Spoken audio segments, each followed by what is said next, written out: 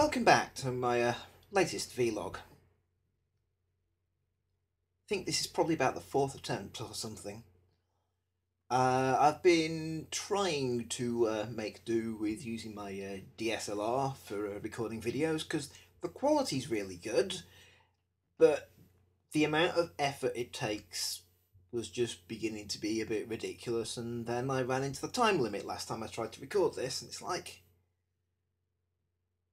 trying not to buy a camcorder because I don't want to overspend too much money isn't a bad thing, but when I have 3 recordings in a row where it's been a pain simply because of not having a decent camcorder, yeah, I now have a camcorder.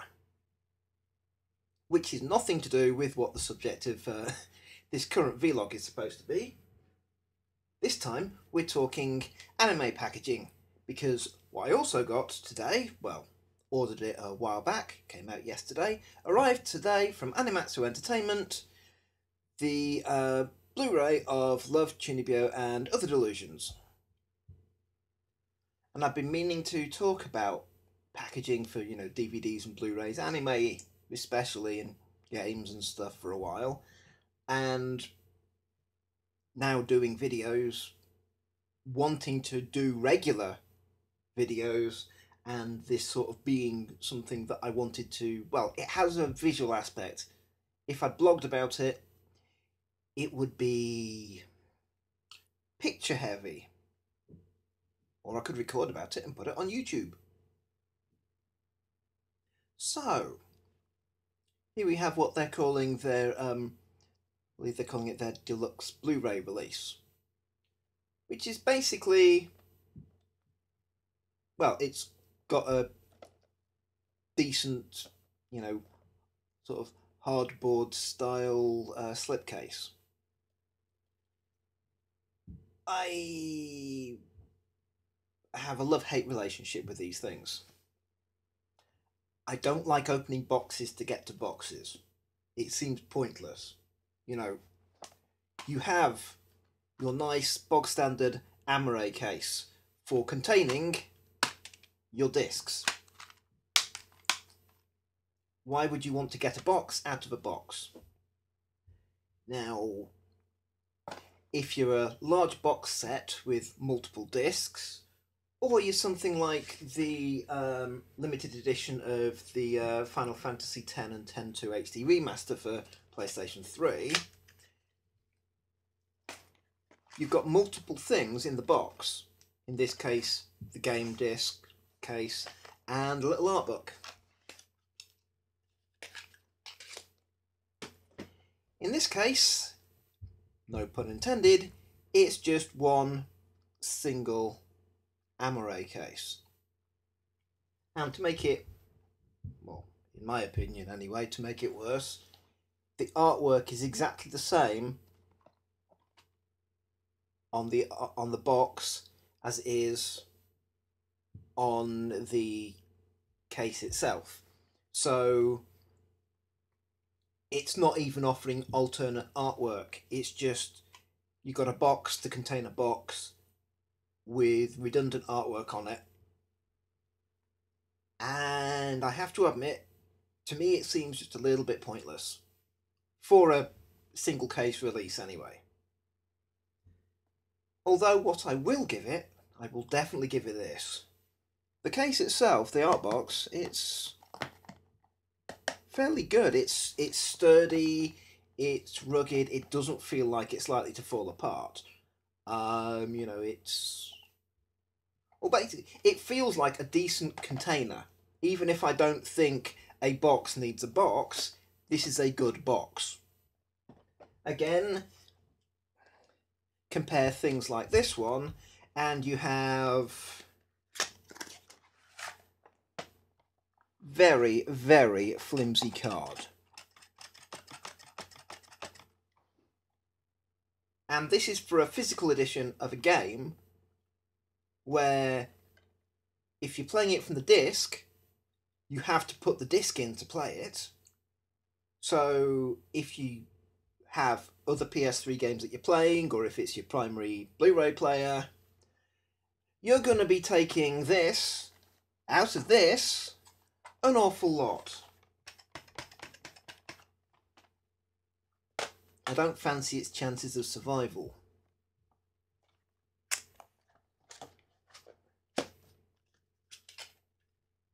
So at least in the case of the Tunibio box, it's a decent quality box. But because it is basically exactly the same artwork, to my mind anyway, it doesn't add anything except additional packaging and additional cost. So it seems a wee bit pointless to me.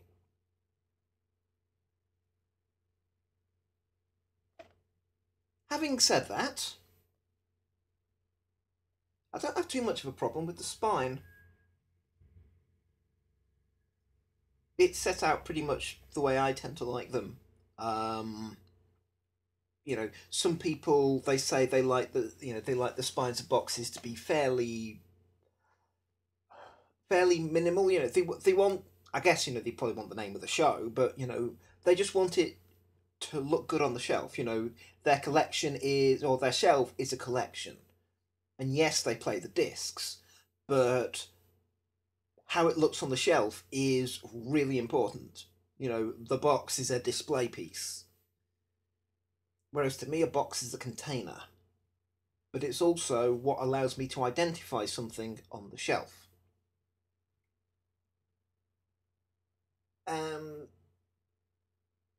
You know, this does, well, it does pretty much the kind of things that I like. You know, you've got the main female character, Rika, on it. You've got the title in the way it's on the logo, so it might not be, you know, at a distance exactly legible, but it looks like the title of the show.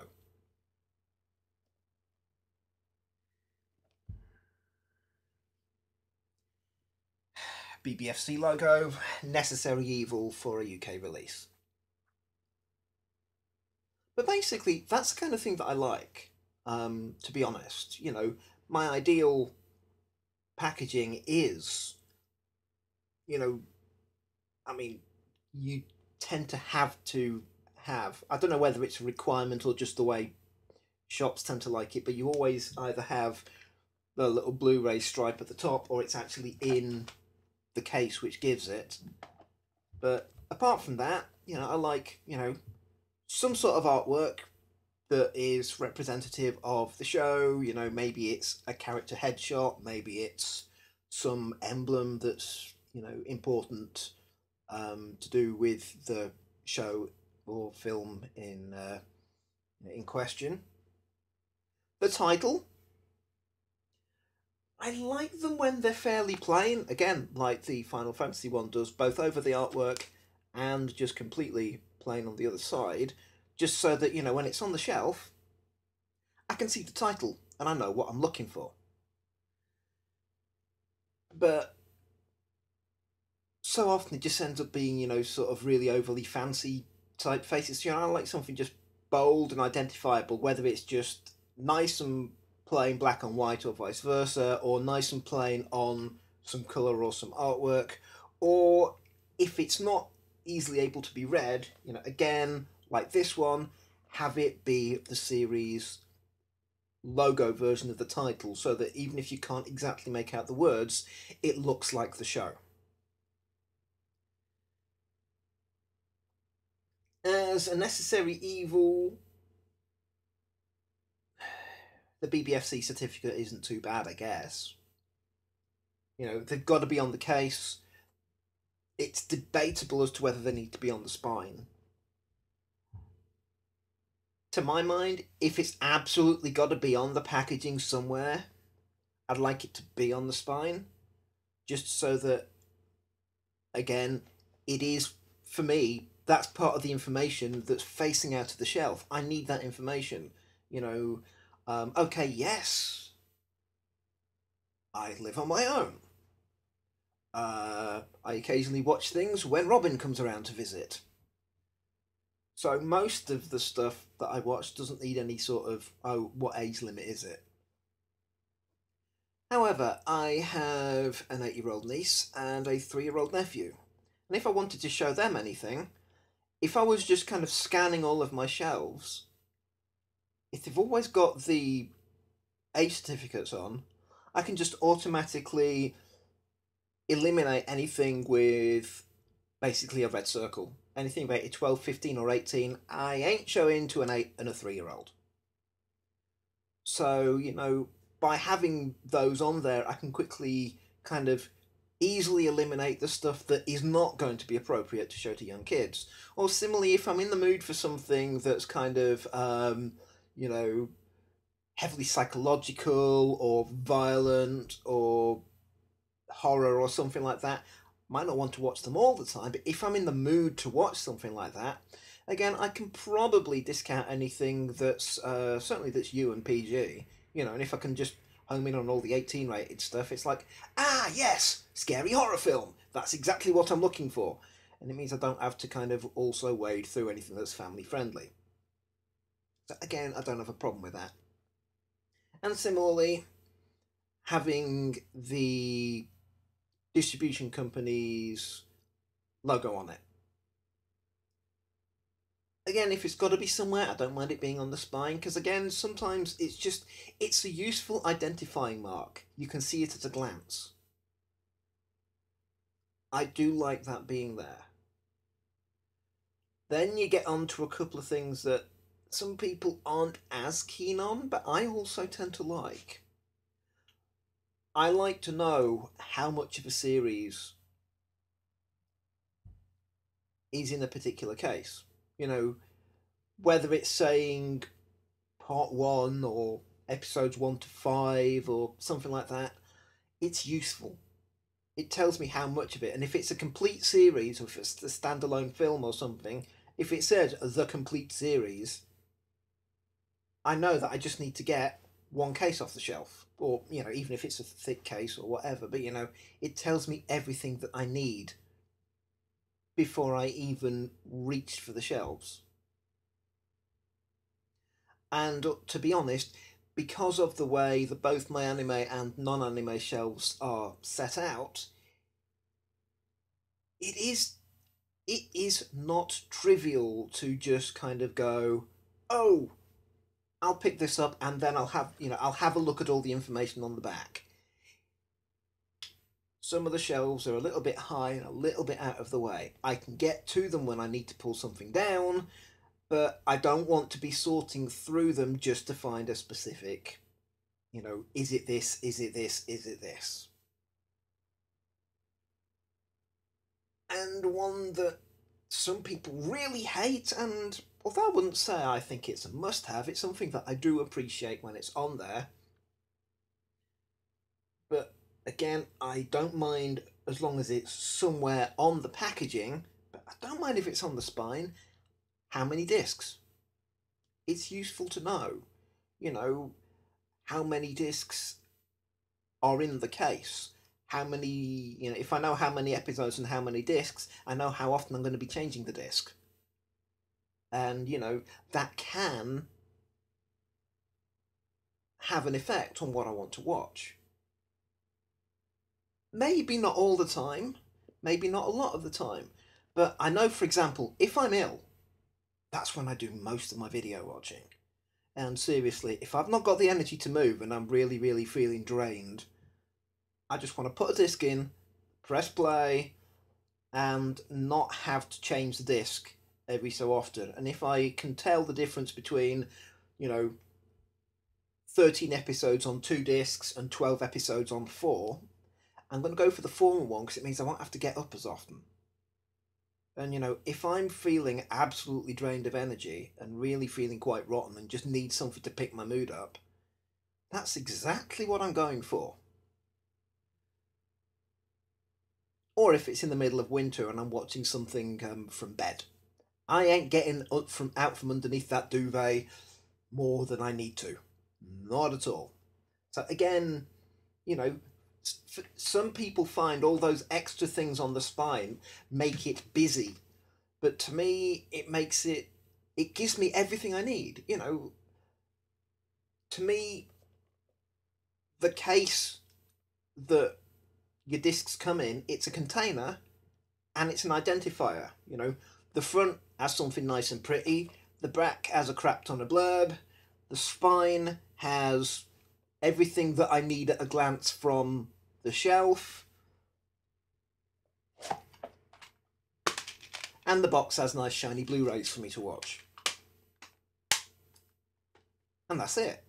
You know, it's not a display piece to me anyway. You know, if I want a display piece, I'll buy a figurine.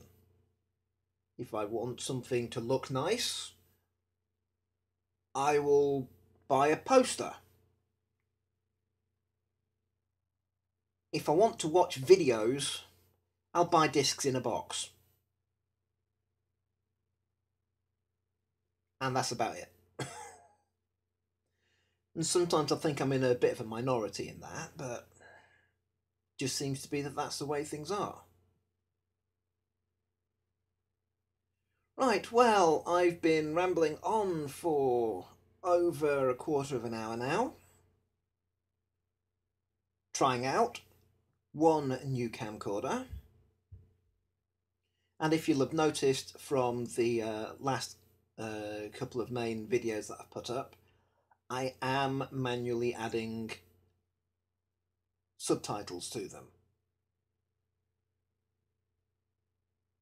The more I ramble, the more of a pain in the backside that's going to be to do. But it's useful to have.